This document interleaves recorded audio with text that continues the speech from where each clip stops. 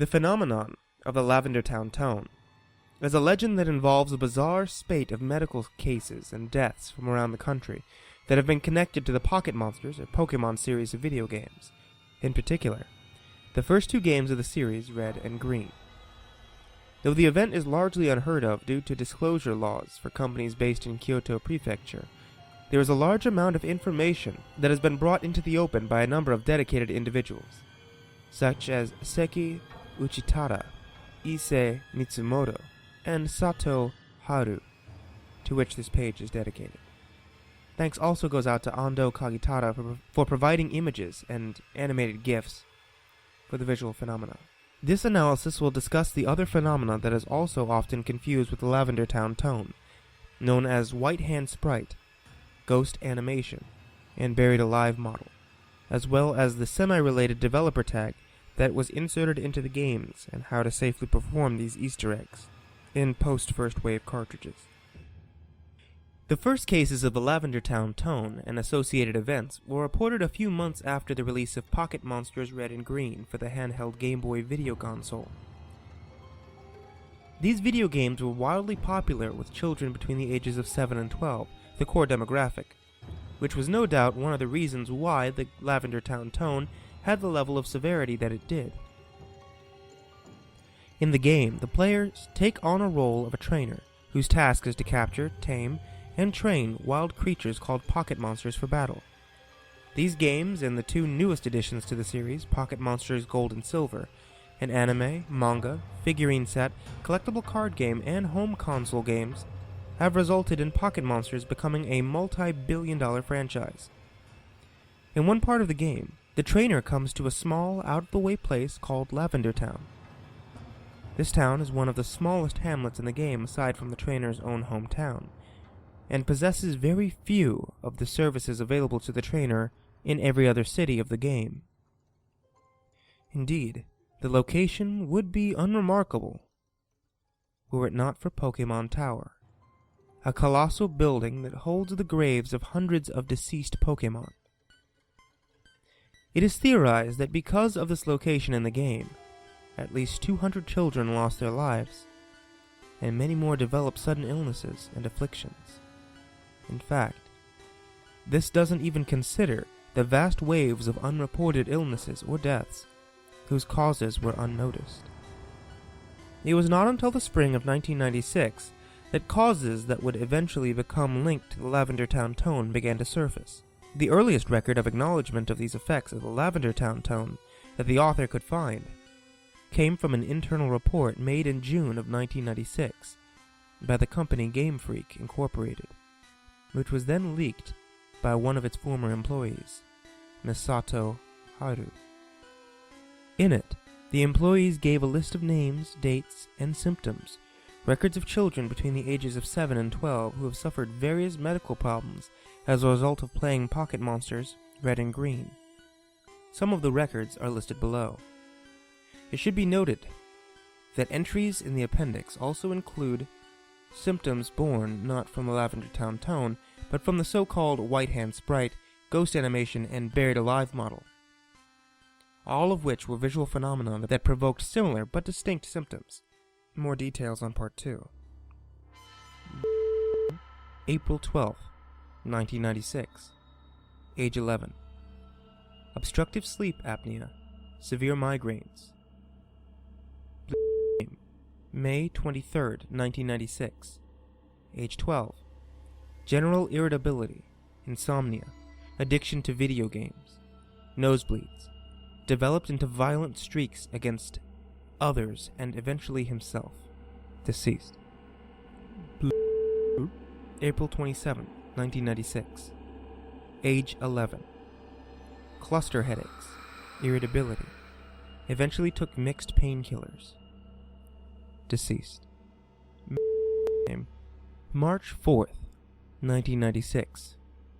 Age 7. Migraines, sluggish and slow behavior, unresponsiveness, developed into deafness and went missing. Body later discovered beside the road, April 20th, 1996. Deceased. The document that was circulated internally was the first time these incidents had been connected with the Pocket Monsters video games. Until then, the cause had not been discovered or diagnosed by medical professionals. Indeed, it's uncertain how the company themselves managed to find the cases related to the events without seeking advice from medical services. The predominant symptoms related to what became later known as the Lavender Town tone includes headaches and migraines, bleeding from the eyes and ears, mood swings and irritability, addiction to games, unprovoked violence, withdrawal and unresponsiveness, and in about 67% of cases, suicidal tendencies. However, these symptoms only manifest in children between the ages of 7 and 12 who have reached the area in the game known as Lavender Town. Most of them were revealed to have been wearing headphones or earphones while playing the game at the time.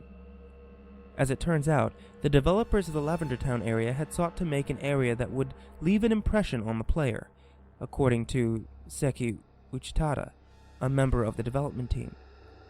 Seki claimed that at the time of development, a number of the team were interested in making Lavender Town a little different from the rest of the game. The Pokemon Tower is a visible result of that, Seki told Game Dimensions magazine in an interview earlier this year. That and the fact that Lavender Town is so different from all other cities in the game. It's smaller, has fewer people occupying it, no gym, and, of course, the music is very, very eerie.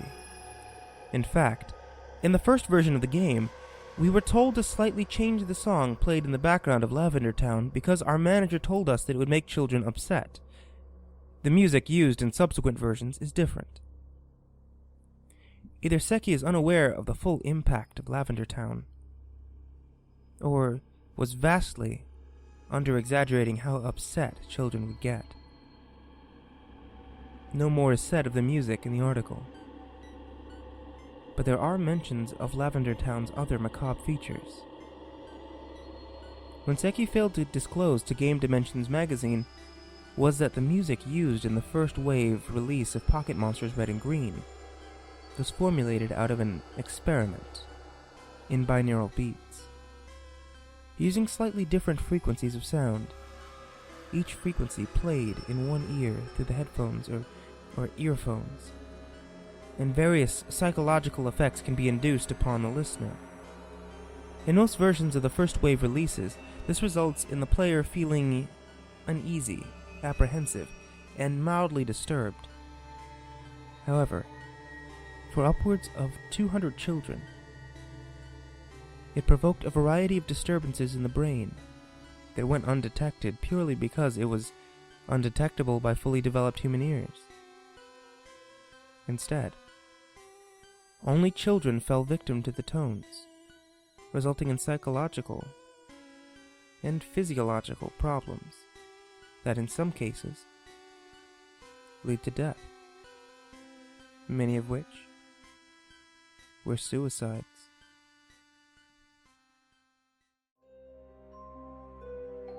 The visual effects are known among programming circles as the white hand sprite, the ghost animation, and the buried alive model. Each has been found to cause headaches, nausea, and in severe cases, hemorrhaging of the brain and lungs. While around 70% of Lavender Town syndrome, or LTS, is due to the Lavender Town tone, the remaining percentage is split among the visual phenomena. This is partly due to the visual stimuli occurring after the player is introduced to the Lavender Town tone.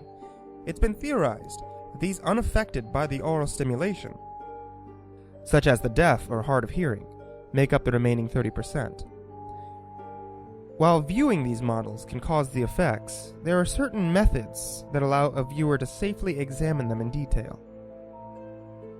The white hand sprite, known in the code as whitehand.gif. This was scripted to appear as a Pokemon on the third floor of the Lavender Town Tower.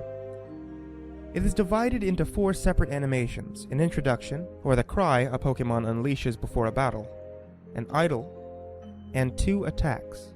These attacks are unknown as they're simply listed as fist and brutal, while viewing the animation has been proven to be hazardous.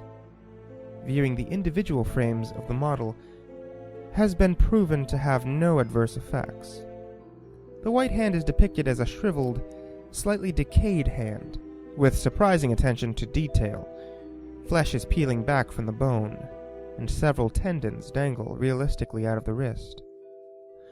The first attack is the hand balling into a fist and swinging forward.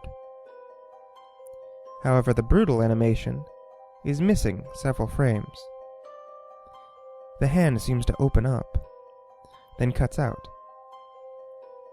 After a few seconds, it reappears closed again. No record has been found of these missing frames.